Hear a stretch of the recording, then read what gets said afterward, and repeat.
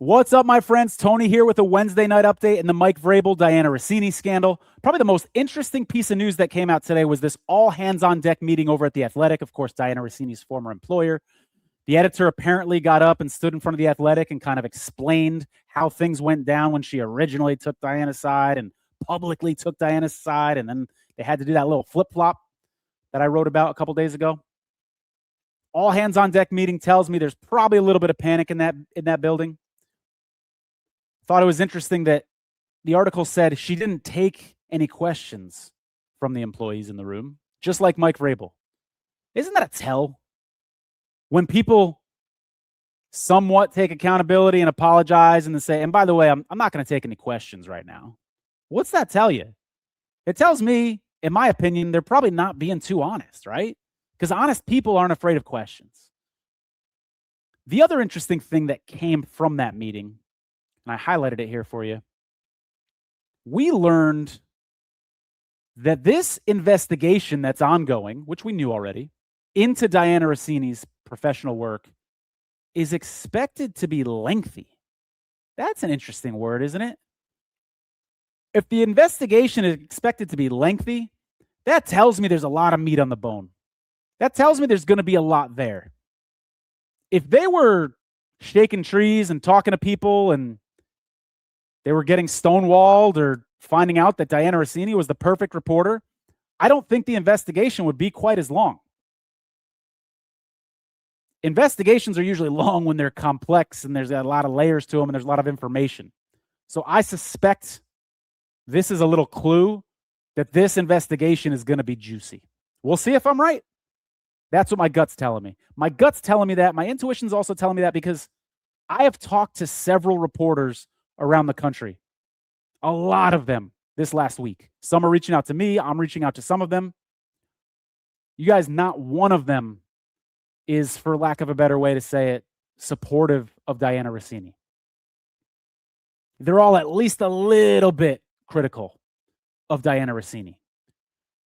So that makes me wonder if people inside The Athletic, and to be clear, my sources are all outside The Athletic so far, but that makes me wonder if people inside The Athletic are also a little frustrated with Dianna, are also a little annoyed by Dianna,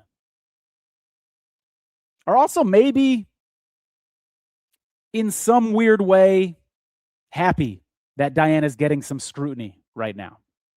If that's the case, and do I know that that's the case? No. Am I assuming that's the case? Maybe I'm guilty of that right now. But if I'm right about that, and that's the case, that's great for an investigator when you have a bunch of frustrated people who want to give you information and want to vent and give you all the juicy stuff. So let's see what comes out of this investigation. The other interesting thing to see here is, when is this information released? Like, if this comes out week 2 of the NFL season or something like that, it's going to get eaten up in the news cycle. But if it comes out a week like this, where there's not a whole bunch going on, at least NFL wise, it can absolutely add gasoline to this Vrabel Russini fire. And I suspect there was a little bit of tension between The Athletic and Dianna Russini when she left The Athletic. Did you pick up on that in her resignation letter? You guys let me know. Did you feel a little tension from her toward The Athletic? I did. And I think the gloves might be off in this investigation. I'm really interested, to learn what comes out of this. Another interesting thing that happened today is another media outlet picked up something that we've been talking about over at Tony's Market Tips. I'm going to go ahead and play this clip for you. There has been some social media forensic work done. A lot of it, actually. And props to a guy named Tony Farmer, who I don't know. I remember a basketball player named Tony Farmer from years back. But this guy apparently works for Circa. He's got a gambling-based podcast. And he's really been doing a lot of the journalistic legwork here, trying to figure out how far it goes back, who is involved, what has happened, and what has happened in the media ecosystem that affects the business of the NFL, which is why it's interesting coming from the gambling side here. And I urge you to check out his feed and it's at Tony's Market Tips. And he defines himself as So I bring this up not to brag and say, oh, people are sharing my opinions out there. I bring this up to say this message is gaining traction. Remember yesterday we talked about how Mike Florio picked us up. We talked about how Jason Whitlock picked us up.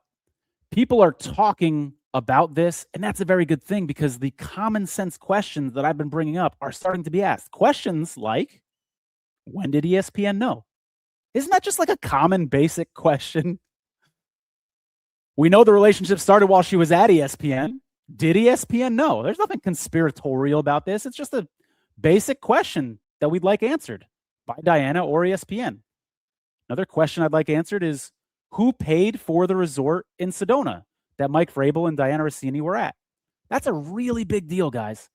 From a journalism perspective, you're not allowed to pay your sources. Okay? From a Mike Vrabel perspective, she's a Coach of the Year voter. Shouldn't be buying each other gifts. So that's another important question that I have. Now we're hearing people start to ask these questions. We're hearing people start to bring up the Coach of the Year angle. That was originally taboo. Nobody wants to talk about that. So this is a good sign that this message is getting out there in the media. I like to see it a lot. We had our first live stream yesterday. Went really well, I thought. Kind of pulled it together last minute. Told you guys about it like 2 or 3 hours before I went online. I didn't have an intro video. I think I went online at like midnight Eastern time, and it still did really well. I just wanted to share this with you guys. There was a troll. It felt really good to put this guy at his place. I'm not going to lie to you guys. I said, hey, we're going on. We're going to do this live stream. And he said, enjoy the 48 views. And you guys see in the bottom right corner, the little bookmark. I was like, okay, we'll see. We got over 2,000 views. And I had to follow up with him. And I said, 17 hours in, 17 hours after it was posted. And you're only off by 1,295.27%. That felt really good. The trolls are out in full force. They're getting worse. I'm blocking them left and right. But that one felt good to share. I wanted to share that with you guys because I thought you might get a kick out of it as well. The last thing I wanted to talk about today is I think that this Dianna Russini, Mike Vrabel scandal is a litmus test. Remember when you were in science class as a kid and they had those little strips? You hold it up. Is this an acid? Is this a base? Think of this scandal as one of those strips that you're holding up to different companies like ESPN and saying, what can you tell me about ESPN? It's a tool. What can this scandal tell you about Pat McAfee, about his transparency, about conflicts of interest? What can this scandal tell you about Stephen A. Smith? What can this scandal tell you about Mike Florio, who's been doing a great job covering this from the very beginning? I would argue the less people are talking about this, the less trustworthy they are. The more that people are talking about this, the more trustworthy they are. And we, as an audience, this is a beautiful thing because they're giving us data that we can use to then decide how we want to spend our energy. ESPN is losing credibility like a car leaking oil. Every day, ESPN is losing credibility. Not answering basic questions. Not reaching back out to people like me who've reached out for comment. It's embarrassing. But it's actually a good thing because we're learning about ESPN. We're learning about Pat McAfee. We're learning about these folks. And I just want to share that perspective because it's frustrating at times. Why are we being ignored? Why isn't the NFL investigating Mike Vrabel? All of these entities and all these people are communicating with us, and they're giving us information about them.